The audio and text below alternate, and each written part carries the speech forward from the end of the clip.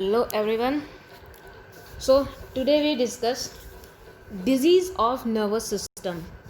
आज हम हमारे नर्वस सिस्टम में कौन कौन सी डिजीज़ होती है, कौन कौन से पार्ट्स में होती है, उसको डिस्कस करेंगे। तो इस क्लास को पूरी तरह से समझने के लिए आपको इस क्लास को लास्ट तक देखना पड़ेगा एंड प्लीज़ सब्सक्राइब करना मत भूलिएगा। तो आज के हमारे इस पूरी स्लाइड में जो हमारी पूरी वीडियो इसके आउटकम्स समझ के हमारे लर्निंग आउटकम्स क्या क्या हैं। Identify key structures of the neurological system, इसके हमें की स्ट्रक्चर्स देखने हैं। Discuss the roles of structure and function played by the neurological system, define and spell terms related to neurology, identify characteristics of common neurological diseases and disorders including description, incidences, etiology, signs and symptoms, diagnosis, treatment and prognosis। जो हमारे पास जो बीमारियां हम discuss करेंगे उन सारी चीज़ों के बारे में, वो होता कैसे है, क्या क्या साइन एंड सिम्टम्स आते हैं, किन कारणों से होता है, उसका ट्रीटमेंट क्या है, वो सही हो सकता है, नहीं सही हो सकता है, क्या ट्रीटमेंट प्रोटोकॉल हमें यूज़ करना है, वो सारी चीज़ों के बारे में हम देखेंगे। तो सबसे पहले हम नर्वस सिस्टम का एक बार स्ट्रक्चर देख लेते हैं। न्यूरॉन्स सबसे मेन जो होते हैं हमारे नर्वस सिस्टम में, वो होते हैं न्यूरॉन्स। क्योंकि जैसे हमारा फ़ोन है, हमारा फ़ोन में जब तक हम सिम नहीं लगाएंगे, नेटवर्क नहीं आएगा, तो अब एक मैसेज दूसरे तक ट्रांसफ़र नहीं कर सकते हैं, सेंड नहीं कर सकते। उसके लिए हमें नेटवर्क की ज़रूरत है। तो पहला सेम जो है वो हमारा न्यूरॉन्स है। Sense changes, transmit messages, facilitate movement. Okay, ये सेंसेस जो हमारे बॉडी में सेंस होता है उसको कंट्रोल करता है। हमको कोई टच कर रहा है या अपने पैर को ही हम टच कर रहे हैं, अपने फेस को टच कर रहे हैं, तो हमें न्यूरॉन से मैसेज जा रहे हैं, आई एम डूइंग दिस, उससे हमें पता चलता है। तो हमारे न्यूरॉन्स में क्या क्या होती है, ये जो आप डायग्राम देख रहे हो, इसमें जो रूट लाइक स्ट्रक्चर है, ये क्या है, हमारे डेंड्राइट्स हैं। अपर में जब देखेंगे हम, बीच में जो ये है हमारे सेल बॉडीज़ हैं, न्यूक्लियस है, okay, then axon, myelin sheath, okay, and ये हमारे पास एक्सॉन टर्मिनल है, okay. Then structure of the nervous system, अब हम उसी को एक्सप्लेन करके देखेंगे। डेंड्राइट्स क्या होती हैं? Extension of the cell body receives information and send impulses. ये हमारे जो डेंड्राइट्स हैं, ये क्या करते हैं, जो extension of the cell body का, ठीक है, रिसीव्स इंफॉर्मेशन, जो हमारा इंफॉर्मेशन है उसको रिसीव करते हैं, and send impulses. Axons transmit nerve impulses away from the cell body. Dendrites ने किया, इम्पल्सेस को सेंड किया। अब एक्सॉन क्या कर रहा है? ट्रांसमिट नर्व इम्पल्सेस, ठीक है, away from the cell body. Then myelin sheath होती है, provide insulation to axon along with nodes of Ranvier, enables axon to conduct impulse at rapid rate। अब हमारा सेंट्रल नर्वस सिस्टम आता है, ठीक है। हमारा सेंट्रल नर्वस सिस्टम कई चीज़ों से मिलके बना हुआ है, brain, cerebrum, cerebellum, brain stem and spinal cord. तो जो हमारा सेरिब्रम होता है सबसे ज़्यादा लार्जेस्ट पार्ट होता है, ठीक है। अब हमारी ब्रेन, जो हमारा स्कल है, हमारा जो सेंट्रल नर्वस सिस्टम है, ओके। हमारी मेनिंजेस लेयर होती है, थैलेमस होता है, हाइपोथैलेमस होता है, पिट्यूटरी ग्लैंड होता है। हमारा ब्रेन स्टेम है, ब्रेन स्टेम को हम पॉन्स एंड मेडुला में डिवाइड करते हैं। स्पाइनल कॉर्ड, इसमें हमारे CSF होता है, ठीक है। Then meninges provide supportive structure for small body vessels on the brain surface. ये क्या करता है? ये हमारे जो प्रोटेक्ट करता है, सपोर्ट करता है स्ट्रक्चर को फॉर स्मॉल बॉडी वेसल्स, ठीक है, जो स्मॉल ब्लड वेसल्स हैं उनको सपोर्ट करता है ऑन द ब्रेन सरफेस, ठीक है। ये एक लेयर होती है। Protect the brain and spinal cord by housing CSF, ठीक है। Then CSF circulates and provides a cushion to protect against injury from impact। CSF क्या करता है? एक कुशन की तरह वर्क करता है। ये एक लिक्विड होता है, बट जब हम सर के बल गिरते हैं तो ये क्वेश्चन की तरह हेल्प करता है। जब हमारे सर पे चोट लगती है उससे हमें प्रिवेंट करता है। जो ब्रेन है अंदर, जो हमारी पॉन्स, मेडुला, हाइपोथैलेमस, इन सारी चीज़ों को हेल्प करता है। पेरिफेरल नर्वस सिस्टम, ठीक है। पेरिफेरल नर्वस सिस्टम में हमारा क्या है, जो हमारा ब्रेन का पार्ट, मतलब हमारा जो अपर स्कल है, स्कल के अंदर का जो पार्ट है उसको हम सेंट्रल नर्वस सिस्टम बोलते हैं। एंड उसके नीचे हमारे आती है पेरिफेरल नर्वस सिस्टम। इसमें 31 पेयर्स ऑफ स्पाइनल नर्व्स होती हैं, okay. Each named for corresponds to vertebra above 8 associated areas of skin dermatomes. इसमें कितनी 31 पेयर में हमारे पास स्पाइनल नर्व्स थी, ठीक है। देन 12 क्रेनियल नर्व्स होती हैं, ठीक है, जिसका अलग अलग काम होता है, ऑल्फैक्टरी होती है। इसमें क्लियर दिख नहीं रहा है, हम आगे देखेंगे, ठीक है। हमारे विज़न को कंट्रोल करती है, हमारी हेयरिंग को कंट्रोल करती है, हमारे मोटर स्किल्स को कंट्रोल करती है, हमारी आईलिड को, ये सारी चीज़ें हमारे नर्व से कंट्रोल है। हमें कब पलक झपकाना है, हमें कब ओंठों को खोलना है, हमें कब बोलना है, हमें कब सांस लेना है, ठीक है। Originate in brain and brain stem. Innervate eyes, ears, nose, face, tongue and throat and neck muscles, nerves in arms and legs. अब ये हमने एक ओवरव्यू देखा। अब हमें कब कब चेकअप कराना है, which of this statement is true regarding stroke, ठीक है। जब हम किसी पेशेंट को स्ट्रोक का देखते हैं तो इसमें से कौन सा, ये एक छोटा सा क्वेश्चन है जो मोस्टली सबसे पूछा जाता है। तो इसमें क्या है, which of this statement is true regarding stroke, इसमें से कौन सा स्टेटमेंट ट्रू है स्ट्रोक को लेके। पहला, with ischaemic stroke a vessels in the brain rupture and bleeds. फिर B, risk factors for hemorrhagic stroke include arterial fibrillation and clotting disorder. Third, physical effects are usually on the opposite side of the body as a stroke area in the brain. D, hypotension is a risk factor. तो इसमें हमारा जो correct option है वो C है। Now continue. Peripheral system में हमारा आ गया ANS, ऑटोनोमिक नर्वस सिस्टम। ये क्या करता है, जो हमारे इनवॉलेंट्री फंक्शन है उनको कंट्रोल करता है। इसको हम पैरासिम्पैथेटिक एंड सिम्पैथेटिक में डिवाइड करते हैं, okay. Autonomic nervous system control involuntary functions divided into sympathetic and parasympathetic nervous system responsible for fight or flight response. Parasympathetic nervous system has the opposite response, dominates during non-stressful times. अब इसके stroke, अब हम पहला हमारा क्या है stroke, ठीक है। इसकी एटियोलॉजी क्या है, haemorrhagic stroke, blood vessels in the brain ruptures and bleed. जो हमारा ब्लड वेसल्स है ब्रेन में वो क्या हो जाते हैं, इसमें रप्चर हो जाते हैं एंड ब्लीड करने लगते हैं। किस कंडीशन में, हेमोरैजिक स्ट्रोक में, जहाँ पे हम देख रहे हैं, मतलब वहाँ पे ब्लड से रिलेटेड बात हो रही है। अब इसका रिस्क फैक्टर क्या है, हाइपरटेंशन, ठीक है। कई बार आप लोगों ने सुना होगा कि दिमाग की नसें फट गई क्योंकि उनका बीपी बहुत ज़्यादा हाई था, ठीक है। गांव में लोग बोलते हैं दिमाग की नस फट गई थी इसलिए उनकी मौत हो गई, बट यहाँ पे हम उसको क्या कह रहे हैं, हेमोरैजिक स्ट्रोक कह रहे हैं, ठीक है। इसमें क्या होता है, हाइपरटेंशन हुआ, हाइपरटेंशन की वजह से प्रेशर पड़ रहा है जो ब्रेन की वेसल्स हैं ब्लड की, एंड वो रप्चर हो जाती है, एन्यूरिज्म ब्लॉकेज होने लगता है, ठीक है। Then arteriovenous malformation stroke, ischaemic stroke होता है, इसमें थ्रोम्बोटिक स्ट्रोक होता है, एम्बोलिक स्ट्रोक होता है, हेमोरैजिक स्ट्रोक होता है, ठीक है। इस्चेमिक में क्या होता है, इस्चीमिया, मतलब इस्चीमिया में हमें डेफिशिएंसी इन ब्लड सप्लाई, ठीक है। इसमें क्या हो रहा है, ब्लड सप्लाई में डेफिशिएंसी हो रही है, प्रॉपर ऑक्सीजन का सप्लाई नहीं हो पा रहा है।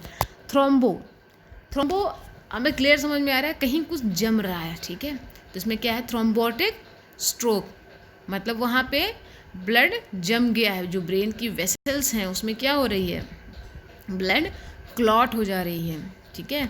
एम्बोलिक, substance in blood stream becomes lost in blood vessels. इसके रिस्क फैक्टर्स क्या होते हैं, सेरिब्रोवैस्कुलर डिजीज़ हो जाती है, arterial fibrillation, tobacco use, alcohol abuse, clotting disorders.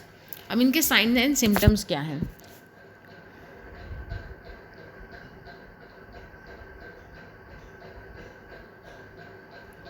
पहला variable opposite side effect, paralysis और वीकनेस, ठीक है, स्ट्रोक की वजह से पैरालिसिस भी हो सकता है, वीकनेस है, पैरेस्थीसिया, विजन लॉस और चेंजेस, डिस्फेसिया,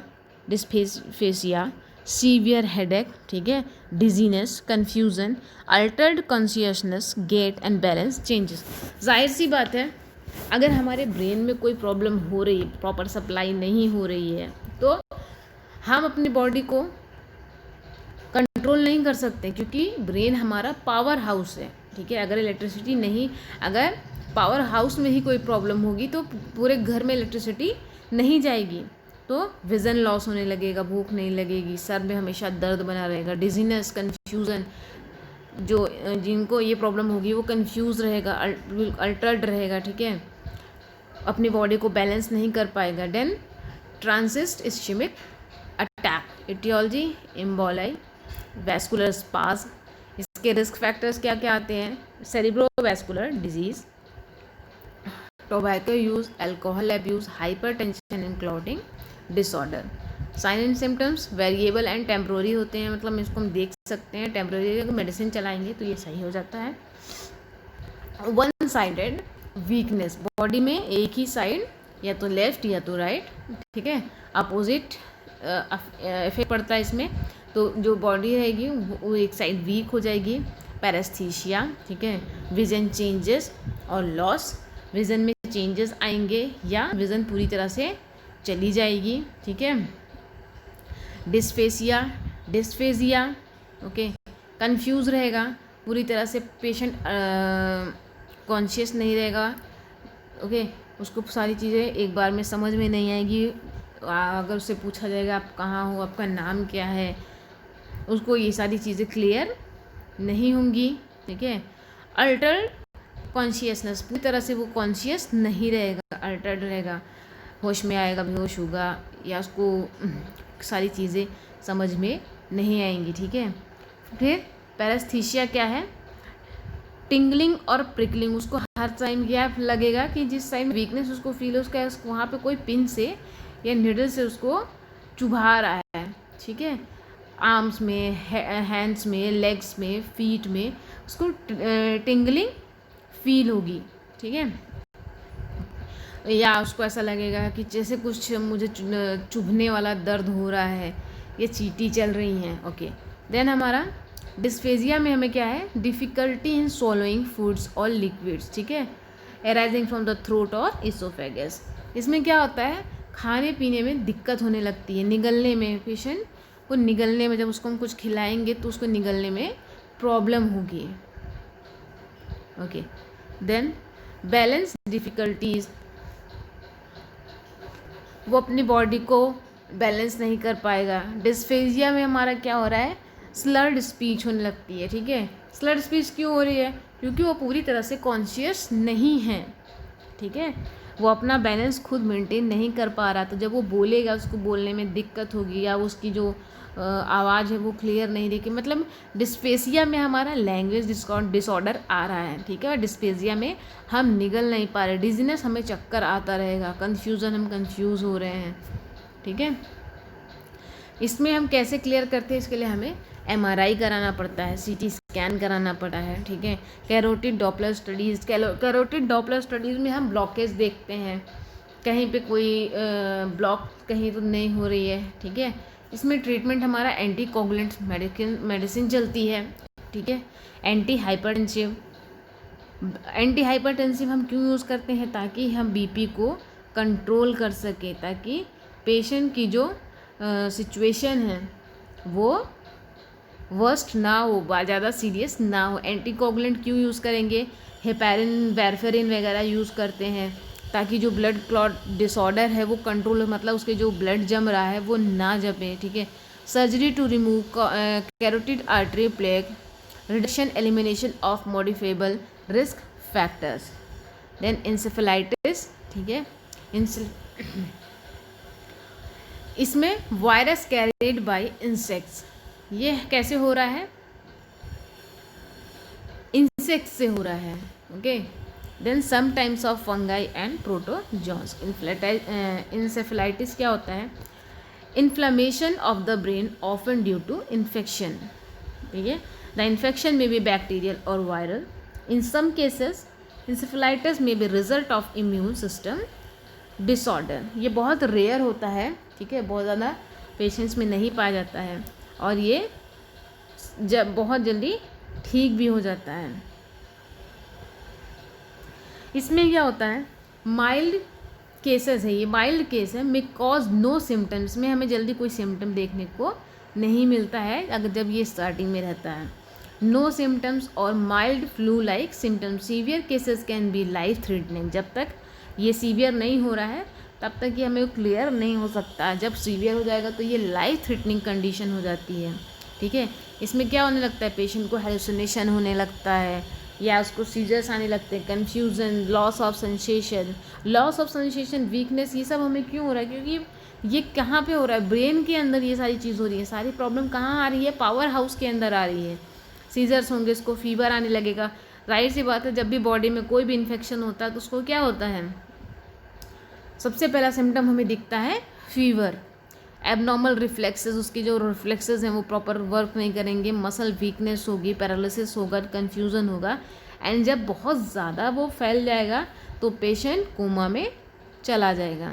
अब इसका डायग्नोसिस कैसे करते हैं, हिस्ट्री लेनी है हमें पेशेंट से, ठीक है, कोई सर्जरी तो नहीं हुई है, कौन सी मेडिसिन ली है, ठीक।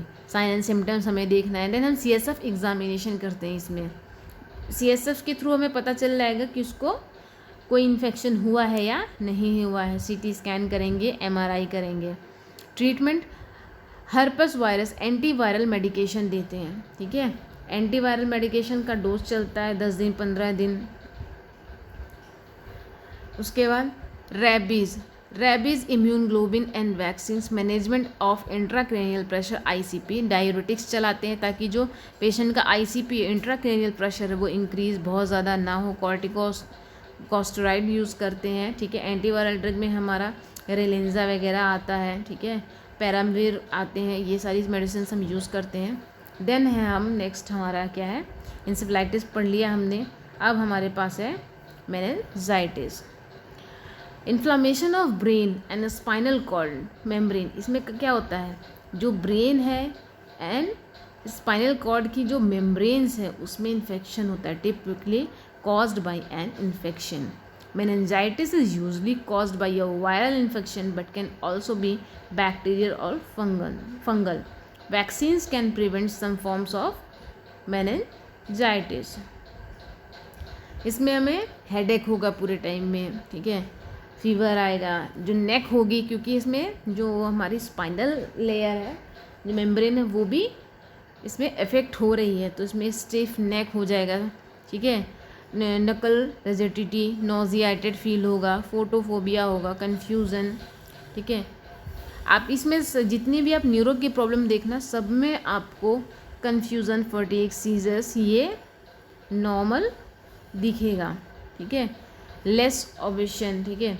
हमारा फोटोफोबिया का क्या होता है, as a medical symptoms photophobia is not a forbid और फियर और phobia but an experience of discomfort or pain to the eyes due to light exposure or by presence of actual physical sensitivity of eyes. Photophobia में क्या होगा, ये उसकी जो patient रहेगा उसकी आइज़ पे वो बहुत तेज़ रोशनी नहीं बर्दाश्त कर पाएगा, ठीक है, उसको बहुत ज़्यादा इरिटेशन होने लगेगी, ओके। पुअर एपेटाइट, उसका खाना खाने का मन नहीं करेगा, वॉमिटिंग होगी, तो अगर उसको बार बार वॉमिटिंग हो रही तो वैसे भी पेशेंट डर से नहीं खाएगा कि अगर मैं खाऊंगा तो मुझे फिर से वॉमिटिंग हो जाएगी। इरिटेट रहेगा क्योंकि उसके वॉमिटिंग हो रहा है, उसको फीवर है, हेडेक है, उसको स्टिफनेस ऑफ नेक हो रहा है, सीजर्स आ रहे हैं, ठीक है, लेथार्जी, पूरे टाइम थका थका सा रहेगा। इसके लिए भी हम CSF करते हैं, पॉजिटिव कर्निंग साइंस चेक करते हैं, ठीक है। ब्रुजिन्स्की साइंस देखते हैं, increase deep tendon reflexes. Deep tendon reflexes क्यों हम चेक करते हैं, क्योंकि इसमें हमारा जो हमारे रिफ्लेक्सेस हैं वो इसमें इफेक्ट हो रहे हैं, ठीक है। Brudzinski sign is one of the physically demonstrable symptoms of meningitis, ठीक है। इसमें क्या आते हैं, हमारे नेक पूरी तरह से स्टिफ हो जाती है, ठीक है। अगर हम पेशेंट को सीधा लिटाएंगे यानी उसकी नेक को जब हम ऊपर की तरफ घूम करेंगे, जैसे हम उठने के लिए जब हम उठते हैं तो अपनी गर्दन को ऊपर करते हैं, तो उसमें पेशेंट को बहुत ज़्यादा पेन फील होगा। ट्रीटमेंट में एंटीबायोटिक यूज़ करते हैं, इंट्रावेनस स्टेरॉइड दिया जाता है, एनाल्जेसिक, एंटीपायरेटिक फीवर को कंट्रोल करने के लिए, एंटी कन्वर्जेंट अगर उसको सीजर्स भी आ रहे हैं तो हम एंटी कन्वर्जेंट देंगे। डार्कनेस एंड क्वाइट, ठीक है, हम थोड़ा सा कम लाइट में उनको रखेंगे एंड शांत जगह रखेंगे ताकि पेशेंट ज़्यादा इरिटेट ना हो। अब हमारा ये नेक्स्ट क्वेश्चन है, all of the following are possible symptoms of brain abscess except. Brain abscess में क्या होगा, हमारा हेडेक भी होता है, हेमीपेरेसिस भी होता है, सीजर्स भी होता है, क्या नहीं है, नकल रिजिडिटी। नकल रिजिडिटी हमारा किस में आ रहा है, मेनिंजाइटिस में, ठीक है। Then brain abscess, brain abscess, abscess का मतलब पस का फॉर्मेशन हो रहा है, ठीक है, मतलब ब्रेन में क्या हो रहा है, इन्फेक्शन हो रहा है, ठीक है। ब्रेन एब्सेस और सेरिब्रल एब्सेस ये एक ही चीज़ है। Is an abscess caused by inflammation and collection of infected material coming from local, ठीक है। इसमें क्या होता है, ये कहाँ से आ रहा है इन्फेक्शन, या फ्लूइड कलेक्ट हो रहा है किसके through, ear infection. Dental abscess, infection of paranasal sinuses, ठीक है, साइनसाइटिस होता है, साइनस में इन्फेक्शन हो रहा है, कान में कोई इन्फेक्शन हो गया, डेंटल एब्सेस है, हम उस पर ध्यान नहीं दे रहे। तो और ये अगर अंदर ब्रेन के साइड चला गया तो ये क्या करेगा, मैस्टोइड प्रोसेस जो है वहाँ अगर इन्फेक्शन हो गया, टेम्पोरल बोन में हो गया, एपिड्यूरल एब्सेस हो गया, ये क्या करेगा, ब्रेन एब्सेस कॉज कर देगा। बिकॉज जो एब्सेस है, जो मटेरियल है वो एक्सक्रीट आउट नहीं होगा, वो अंदर ही अंदर कलेक्ट होता रहेगा, उसकी वजह से सेरिब्रल एब्सेस होने लगेगा। Head injuries, head surgery, sides, ear, sinus और teeth infection, infection with in lungs, heart और किडनी। फंगाई और bacteria enters brain tissue usually through the blood stream, ये किसकी मेनली जाते हैं, blood stream. Inflammation brings WBC which collect along with dead microorganism and debris and abscess grows। Brain abscess में sign and symptoms क्या है, slow और sudden onset over 1 to 2 weeks, ठीक है। इसमें स्लो जो उसका जो सिम्टम्स है वो स्लोली भी आ सकता है या सडन भी आ सकता है, 1 से 2 हफ्ता ये लेता है। हेडेक रहेगा, ब्रेन की कोई भी डिसऑर्डर है उसमें हेडेक सबसे कॉमन है, वॉमिटिंग सबसे कॉमन है, सीजर्स सब में कॉमन है, विजन चेंजेस कॉमन है, फीवर एंड चिल्स भी कॉमन है, वीकनेस आएगी, ठीक है, एक्टिंग और stiffness in neck, shoulder and back, ठीक है, स्टिफनेस उसको फील होगी शोल्डर जब वो मूव करेगा, ठीक है। हेमीपेरेसिस, मसल्स वीक, इसमें क्या होगा, मसल वीकनेस और partial paralysis of one side of the body that can affect the arms, legs and facial muscle. इसमें क्या होगा, पैरालिसिस आएगा हाथ, पाँव और फेशियल मसल्स में, एक बॉडी के एक साइड में, ठीक है। Then changes in movement and coordination, जो बॉडी का कोऑर्डिनेशन है वो मैच नहीं करेगा, मेंटल स्टेटस चेंजेस, कंफ्यूज रहेगा, इरिटेट रहेगा, लेथार्जिक रहेगा एंड पॉसिबली मे बी अगर इन्फेक्शन बहुत ज़्यादा हो गया है तो वो कोमा में चला जाएगा। डिस्फेजिया, लेथार्जिक हो रहा है, कंफ्यूज्ड है, तो उसकी वॉइस जो है वो ऑलरेडी स्लर्ड होगी, हमें उसकी लैंग्वेज क्लियर नहीं समझ में आएगी। Changes in movement and coordination, अभी मैंने बताया जो उसकी बॉडी का कोऑर्डिनेशन है वो कंट्रोल नहीं रहेगा। इसके लिए हमें डायग्नोसिस क्या कराना है, हेड का CT कराते हैं, CT स्कैन से अगर हमें नहीं क्लियर होता है तो MRI देखना है, CBC में WBC वगैरह गड़बड़ के आता है उससे हमें क्लियर हो गया, ब्लड कल्चर्स देंगे, निडल बायोप्सी करते हैं। देन ट्रीटमेंट क्या है, IV एंटीबायोटिक, ठीक है, surgery, needle aspiration, increased ICP में भी ट्रीटेड विथ, अगर इंट्राक्रेनियल प्रेशर बहुत ज़्यादा बढ़ गया है तो उसके लिए हम मोस्टली कॉर्टिकोस्टेरॉइड ड्रग्स यूज़ करते हैं एंड डायूरेटिक्स यूज़ करते हैं ताकि जो उसका ICP प्रेशर है वो बहुत ज़्यादा इंक्रीज़ ना हो। अगर बहुत ज़्यादा इंक्रीज़ हो गया तो क्या होगा, स्ट्रोक हो जाएगा, हेमरेजिक स्ट्रोक हो जाएगा। देन हमारा है पोलियोमाइलाइटिस, इसमें क्या है, ये भी paralysis, A virus that can cause paralysis and is easily preventable by the polio vaccine. Polio virus enters through nose or mouth, multiplies in intestine, is absorbed in the blood stream and travels to CNS. ये क्या होता है, हमारे नाक और मुंह से जा रहा है, इंटेस्टाइन में ये जाके इसका मल्टीप्लिकेशन हो रहा है, इसको ब्लड स्ट्रीम क्या कर रही है, एब्जॉर्ब कर ले रही है, और कहाँ तक लेके जा रही है, CNS तक, हमारे सेंट्रल नर्वस सिस्टम तक लेके जा रही है. Direct contact with infected respiratory secretion और फीसेस.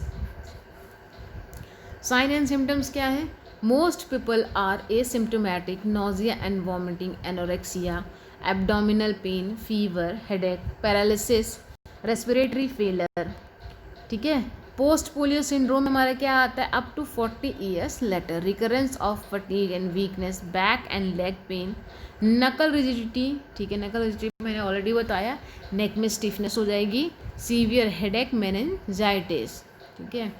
इसके लिए डायग्नोसिस के लिए हमें क्या यूज़ करते हैं, साइन एंड सिम्टम्स हमें चेक करने, न्यूरोलॉजिकल एग्जामिनेशन करना है, MRI, CT scan, stool and throat cultures लेना है, क्योंकि कहाँ से ये जा रहा है, इसका रूट क्या है, नोज़ एंड माउथ. देन इनका सीरम टेस्ट होता है, CSF एनालिसिस होता है. कोई भी इन्फेक्शन अगर ब्रेन में होगा तो उसका सबसे पहला असर हमें CSF में दिखेगा, CSF में हमें पता चल जाएगा. ट्रीटमेंट में एनाल्जेसिक देंगे फॉर हेड एंड बॉडी, एक बॉडी में पेन होगा, हेडेक होगा, उसके लिए हम एनाल्जेसिक देंगे. Respiratory support as needed, physical therapy, क्योंकि इसमें पैरालिसिस हो रहा है, इसलिए हमें फिजियोथेरेपिस्ट को बोलना है कि फिजिकल थेरेपी दे उसकी बॉडी की मूवमेंट के लिए. Nutrition support, promotion of bowel and bladder function. Then Guillain Barre syndrome सबसे कॉमन एंड रेयर भी आप कह सकते हो इसको, क्योंकि इसका अभी आजकल गुलेनबर्ग सिंड्रोम बहुत ज़्यादा आप देख सकते हो. ओके. इसमें क्या होता है, एक condition in which the immune system attacks the nerves. इसमें हमारा खुद का जो इम्यून सिस्टम है वही अटैक कर देता है किसके ऊपर, हमारे नर्व्स के ऊपर. द कंडीशन में B triggered by an acute bacterial और वायरल इन्फेक्शन. समटाइम्स क्या होता है, हमें सर में पूरे टाइम दर्द होता रहता है, लेकिन हम उस पर ध्यान नहीं देते हैं, मेडिसिन लेते रहते हैं, लेकिन धीरे धीरे हम इग्नोर करते रहते हैं, तो वो क्या करता है, इन्फेक्शन ज़्यादा होने लगता है, तो फिर हमें टिकलिंग सेंसेशन होता है, तो हम उसको भी इग्नोर करते हैं. वीकनेस होता है, चलो ठीक है, मैं फीवर आ रहा है इस वजह से, तो उस चीज़ को जब हम ध्यान नहीं देते, वो धीरे धीरे क्या होता है, वो पूरी बॉडी में फैलने लगता है, एंड पूरी बॉडी को वो क्या करता है, पैरालाइज्ड कर देता है. इसके sign and symptoms. Aetiology, exact cause not understood. इसका एग्जैक्टली नहीं पता चला है कि GBS होता कैसे है, बट ये वायरल इन्फेक्शन है. ठीक है. 60% of the time viral infection precedes the disorder by 2 to 4 weeks. ठीक है. अगर हम स्टार्टिंग के 2 हफ्तों में ही इसको पकड़ लें तो ये पूरी बॉडी को पैरालाइज ना करें, लेकिन हम वहाँ पे क्या करते हैं, इग्नोर करते हैं, because it was just a fever. हम बोलते हैं नहीं, बस बुखार है, हम बुखार की दवा ले लेते हैं. ठीक है. टिकलिंग हो रही है, वीकनेस हो रही है, नहीं, हमको बुखार की वजह से वीकनेस हो रही है, एंड धीरे धीरे ये क्या होता है, पूरी बॉडी में फैल जाता है. साइन एंड सिम्टम्स क्या है, डेवलप ओवर 2 वीक्स. ठीक है. 2 हफ्ते का वो टाइम दे रहा है, 2 हफ्ता लेगा वो पूरी बॉडी में धीरे धीरे फैलने के लिए. Weakness, paraesthesia, ascending paralysis. ठीक है. डिस्पेसिया, अब पैरालिसिस हो रहा है तो डिस्पेसिया भी होगा, डिस्पेजिया भी होगा, यूरिन रिटेंशन होगा, रैपिड और slow heart rate, altered blood pressure, severe pain in back, buttock, thigh और shoulder, peak within 3 to 4 weeks, plateau for several days, then slowly improve. इसके लिए हम CSF एनालिसिस करते हैं, EMG इलेक्ट्रोमायोग्राफी करते हैं. ठीक है. NCV कराते हैं, nerve conduction velocity, then respiratory functions test होते हैं, पॉसिबल मसल बायोप्सी. ठीक है. इसमें ट्रीटमेंट में हम प्लाज्मा थेरेपी चलाते हैं. ठीक है. प्लाज्मा फेरेसिस होती है, IV इम्यूनोग्लोबिन एडमिनिस्टर किया जाता है. ठीक है. Possible respiratory and nutritional care, इसमें हमें रेस्पिरेटरी जो है उसको मेंटेन करने के लिए फिजिकल थेरेपी कराना है, रेस्पिरेटरी थेरेपी चलेगी उसकी. ठीक है। फिजियोथेरेपिस्ट उसकी बॉडी को जो पैरालिसिस हो रहा है उसको ठीक करने के लिए उसको एक्सरसाइजेस बताएंगे, रेस्पिरेटरी एक्सरसाइज करवाएंगे। देन हमारा प्लाज्मा फेरेसिस क्या है? Plasmapheresis is the process in which the liquid part of the blood और plasma is separated from the blood cell. ठीक है, इसमें हम क्या करते हैं, एक प्रोसेस होता है जिसमें liquid part of the blood और प्लाज्मा ये हमें इसको हम सेपरेट कर देते हैं। Typically the plasma is replaced with another solution such as saline और एल्ब्यूमिन, और the plasma is treated and then return to your body. ये हमारे पास एक और क्वेश्चन है, ठीक है। देन पार्किंसंस डिजीज़, ये सारी डिजीज़ हमारी नर्वस सिस्टम की है, मतलब नर्वस सिस्टम की प्रॉब्लम की वजह से, इन्फेक्शन होने की वजह से ये प्रॉब्लम्स हमें हो रही हैं। A disorder of the central nervous system that affects movement often including tremors. Nerve cells इसमें डैमेज हो जाते हैं। Nerve cells damage in the brain cause dopamine level to drop leading to symptoms of Parkinson's. इसमें क्या होता है, जो dopamine level है बॉडी का वो डिक्रीज होने लगता है। ठीक है, डिफिशियंसी ऑफ डोपामाइन, ठीक है। Neurotransmitters release by axon terminal to inhibit और excite a target cell critical to nerve impulses transmissions. Signs and symptoms हमारे क्या हैं? Gradual onset of aching and fatigue in extremities, resting hand tremor, generalized muscle rigidity, pin rolling hand tremors, mask like facial expressions. Sign and symptoms: soft quiet voice, ठीक है, bradykinesia, shuffling gait that speed out of control, stooped posture, difficulty initiating movement, dysphagia, drooling. Then possible dementia, उसको धीरे धीरे भूलने लगता है।